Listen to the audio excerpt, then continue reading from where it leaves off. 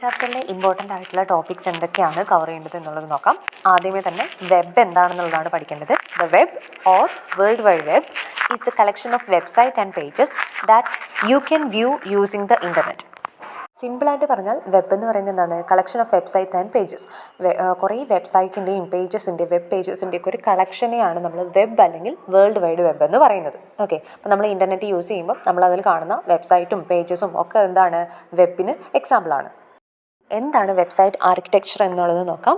Website architecture means the structure and organisation of website.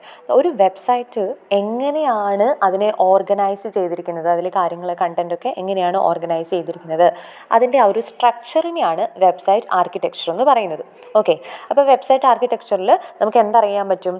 എങ്ങനെയാണ് ആ വെബ്സൈറ്റിൽ കുറേ വെബ് പേജസ് ഉണ്ടായിരിക്കുമല്ലോ, അതൊക്കെ എങ്ങനെ അറേഞ്ച് ചെയ്തിട്ടുണ്ട്, പരസ്പരം എങ്ങനെയാണത് ഹൈപ്പർ ലിങ്കും കാര്യങ്ങളൊക്കെ യൂസ് ചെയ്തുകൊണ്ട് അത് കണക്ട് ചെയ്തിരിക്കുന്നത്, പരസ്പരം ലിങ്ക് ആയിരിക്കുന്നത് എങ്ങനെയാണ്, ഇങ്ങനെയുള്ള കാര്യങ്ങളൊക്കെ ആ ഒരു അറേഞ്ച്മെൻറ്റ് അല്ലെങ്കിൽ ആ ഒരു ഓർഗനൈസേഷനെയാണ് വെബ്സൈറ്റ് ആർക്കിടെക്ചർ എന്ന് പറയുന്നത്.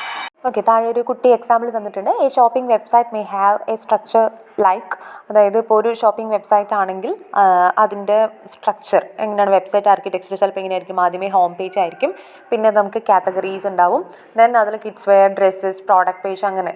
ഓക്കെ, അപ്പോൾ ആ ഒരു വെബ് പേജസ് അവിടെ അറേഞ്ച് ചെയ്തിരിക്കുന്നത് അല്ലെങ്കിൽ ഓർഗനൈസ് ചെയ്തിരിക്കുന്നത് ഈ ഒരു രീതിയിലാണ്. ഓക്കെ, അപ്പോൾ ആ ഒരു സ്ട്രക്ചർ അല്ലെങ്കിൽ ആ ഓർഗനൈസേഷനാണ് വെബ്സൈറ്റ് ആർക്കിടെക്ചർ എന്ന് പറയുന്നത്. ഇനി ടൈപ്സ് ഓഫ് വെബ് പേജസ് ഏതൊക്കെയാണെന്ന് നോക്കാം. മെയിനായിട്ടും രണ്ടായിട്ടാണ് ക്ലാസിഫൈ ചെയ്തിട്ടുള്ളത്, സ്റ്റാറ്റിക് ആൻഡ് ഡൈനമിക്. അപ്പോൾ സ്റ്റാറ്റിക് വെബ് പേജ് എന്താണെന്ന് നോക്കാം. The content states fixed and does not change unless updated manually. അതായത് സ്റ്റാറ്റിക് വെബ് പേജ് എന്ന് പറയുമ്പോൾ എപ്പോഴും ഫിക്സഡ് ആയിട്ട്, അതിനുള്ളിലെ കണ്ടന്റ് എപ്പോഴും ഫിക്സഡ് ആയിട്ട് തന്നെ സ്റ്റേ ചെയ്യും. ഓക്കെ, അതിൽ ചേഞ്ചസ് ഒന്നും വരില്ല. അതായത് നമ്മൾ മാനുവലി എന്തെങ്കിലും അപ്ഡേഷൻസ് വരുത്താതെ അവിടെ ഒരു ചേഞ്ചും വരില്ല. ഫിക്സഡ് ആയിട്ട് തന്നെ ആ ഒരു കണ്ടന്റ് അതിനകത്ത് നിൽക്കുന്നുണ്ടെങ്കിൽ അതിനെയാണ് സ്റ്റാറ്റിക് വെബ് പേജ് എന്ന് പറയുന്നത്. അപ്പോൾ ഈ ഒരു വെബ് പേജ് കാണുന്ന എല്ലാ വിസിറ്റേഴ്സും സെയിം ഇൻഫോർമേഷൻ തന്നെയായിരിക്കും അവർ കാണുക. എക്സാമ്പിൾ പറയുകയാണെങ്കിൽ ഇപ്പോൾ ഒരു കമ്പനിയുടെ കോൺടാക്ട് പേജ് അല്ലെങ്കിൽ എബൌട്ട് അസ് പേജ്, അതൊക്കെ എന്താണ്? ഏതൊരു വിസിറ്റർ നോക്കിയാലും ആ സെയിം ഇൻഫർമേഷൻ തന്നെയായിരിക്കും അവർക്ക് കിട്ടുന്നത്. അടുത്ത ടൈപ്പ് ഓഫ് വെബ് പേജ് എന്ന് പറയുന്നത് ഡൈനമിക് വെബ് പേജ് ആണ്. In this page the content changes automatically based on users action or data.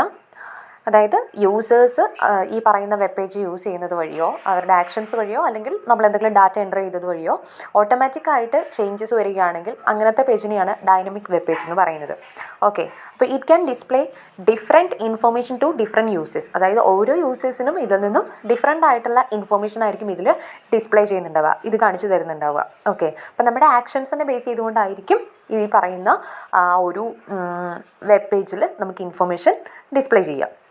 Example പറയുകയാണെങ്കിൽ ഇപ്പോൾ നമ്മളിപ്പോൾ ഫേസ്ബുക്ക് ഫീഡ് അല്ലെങ്കിൽ നമ്മളിപ്പോൾ ഓൺലൈൻ ഷോപ്പിംഗ് പേജസൊക്കെ നോക്കുകയാണെങ്കിൽ നമുക്കറിയാം അതിൻ്റെ കറണ്ട് പ്രൈസ് എത്രയാണെന്നുള്ളത് ഇങ്ങനെ കാണിച്ചുകൊണ്ടിരിക്കും, അല്ലെങ്കിൽ റെക്കമെൻഡേഷൻ ഉണ്ടെങ്കിൽ അത് കാണിച്ചുകൊണ്ടിരിക്കും. ഓക്കെ, അപ്പോൾ അത് ഓട്ടോമാറ്റിക്കലി അതിനകത്ത് എന്ത് വരുന്നുണ്ട്? ചേഞ്ചസ് സംഭവിക്കുന്നുണ്ട്. ഓക്കെ, അപ്പോൾ കറണ്ട് സിറ്റുവേഷൻ എന്താണോ അല്ലെങ്കിൽ ആ ഡാറ്റ അല്ലെങ്കിൽ നമ്മുടെ ആക്ഷനെ ബേസ് ചെയ്തുകൊണ്ട് അതിൽ ചേഞ്ചസ് വന്നുകൊണ്ടേയിരിക്കും. അതിനെയാണ് ഡൈനമിക് വെബ് പേജ് എന്ന് പറയുന്നത്. Summary web page. Summary page in a website is a page that gives a brief overview or list of important information from other pages or sections. അതായത് ആ ഒരു വെബ്സൈറ്റിൽ ഇൻക്ലൂഡ് ചെയ്യുന്ന ബാക്കിയുള്ള വെബ് പേജസിലെ അല്ലെങ്കിൽ സെക്ഷൻസിൽ include ചെയ്യുന്ന ഇൻഫോർമേഷൻസ് എന്തൊക്കെയാണ്, അതിൻ്റെ ബ്രീഫായിട്ടുള്ള ഒരു ഓവർവ്യൂ അല്ലെങ്കിൽ അതിൻ്റെ ഇമ്പോർട്ടൻ്റ് ആയിട്ടുള്ള ഇൻഫോർമേഷൻ എന്തൊക്കെയാണെന്നതിൻ്റെ ലിസ്റ്റ് പ്രൊവൈഡ് ചെയ്യുന്ന പേജിനെയാണ് സമ്മറി പേജ് എന്ന് പറയുന്നത്. എക്സാമ്പിൾ പറയുകയാണെങ്കിൽ ഒരു പ്രോഡക്റ്റിൻ്റെ സമ്മറി പേജ് ആണെങ്കിൽ എന്തായിരിക്കും? ആ ഒരു കമ്പനി ഓഫർ ചെയ്യുന്ന എല്ലാ പ്രോഡക്ട്സും ആ ഒരു പ്രോഡക്റ്റ് സമ്മറി പേജിൽ include ചെയ്യുന്നുണ്ടായിരിക്കും.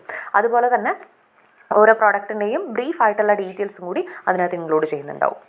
Content page. A content web page is a page on a website that provides useful information or details to the visitors. അതായത് ആ ഒരു വെബ്സൈറ്റിൻ്റെ ഏറ്റവും ഇമ്പോർട്ടൻ്റ് ആയിട്ടുള്ളൊരു പേജാണിത്. അതായത് ആ വെബ്സൈറ്റ് എന്താണോ, എന്ത് ഇൻഫർമേഷനാണോ കണ്ടെയ്ൻ ചെയ്യുന്നത്. ഓക്കെ, അപ്പോൾ അതിൽ മെയിനായിട്ടുള്ള യൂസ്ഫുൾ ആയിട്ടുള്ള ഇൻഫർമേഷൻ യൂസേഴ്സിന് അല്ലെങ്കിൽ വിസിറ്റേഴ്സിന് പ്രൊവൈഡ് ചെയ്യുന്ന പേജിനെയാണ് കണ്ടന്റ് പേജ് എന്ന് പറയുന്നത്. എക്സാമ്പിൾ പറയുകയാണെങ്കിൽ ഇപ്പോൾ ഒരു ഓൺലൈൻ ഷോപ്പിനെ സംബന്ധിച്ചിടത്തോളം അവരുടെ ഓരോ പ്രോഡക്റ്റിനെ പറ്റിയിട്ടുള്ള ഡിസ്ക്രിപ്ഷൻ പേജ് ഉണ്ടായിരിക്കും. അതെന്താണ്? കണ്ടന്റ് പേജാണ്. ഓക്കെ, അപ്പോൾ അവർക്ക് യൂസേഴ്സിന് അല്ലെങ്കിൽ വിസിറ്റേഴ്സിന് യൂസ്ഫുൾ ആയിട്ടുള്ള ഇൻഫർമേഷനാണ് അതിൽ കൂടി പ്രൊവൈഡ് ചെയ്യുന്നത്. ഇതാണ് interactive page. It is a page that allows users to actively interact with website. അതായത് വെബ്സൈറ്റുമായിട്ട് യൂസേഴ്സിന് ഇൻട്രാക്ഷൻസ് നടത്തണം എന്ന് വിചാരിക്കുക. അപ്പോൾ അതിന് അലോ ചെയ്യുന്ന പേജിനെയാണ് ഇൻട്രാക്റ്റീവ് വെബ് പേജ് എന്ന് പറയുന്നത്. ഓക്കെ, അപ്പോൾ ഈ ഒരു വെബ് പേജ് വഴി നമുക്ക് ജസ്റ്റ് എന്ത് ചെയ്യുക, റീഡ് ചെയ്യുക, അല്ലെങ്കിൽ ഇൻഫർമേഷൻ വ്യൂ ചെയ്യുക, അങ്ങനെ ഒരു കാര്യം മാത്രമല്ല അവിടെ ഉള്ളത്. നമുക്ക് അവിടെ ഇൻട്രാക്ഷൻസും പോസിബിൾ ആവുന്നുണ്ട്.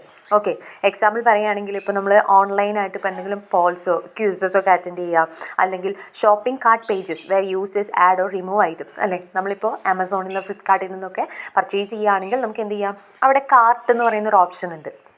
അപ്പോൾ ഈ കാർട്ട് പേജിലേക്ക് പോകുമ്പോൾ കാർട്ട് പേജിൽ നമുക്ക് എന്ത് ചെയ്യാൻ പറ്റും, നമുക്ക് എന്തെങ്കിലും ഐറ്റംസ് ആഡ് ചെയ്യാനും റിമൂവ് ചെയ്യാനൊക്കെ സാധിക്കും. ഓക്കെ, അപ്പോൾ നമുക്ക് അവിടെ ഡയറക്റ്റ് ആയിട്ടൊരു ഇൻട്രാക്ഷൻ പോസിബിൾ ആകുന്നുണ്ട്. അങ്ങനത്തെ പേജിനാണ് ഇൻട്രാക്റ്റീവ് പേജ്.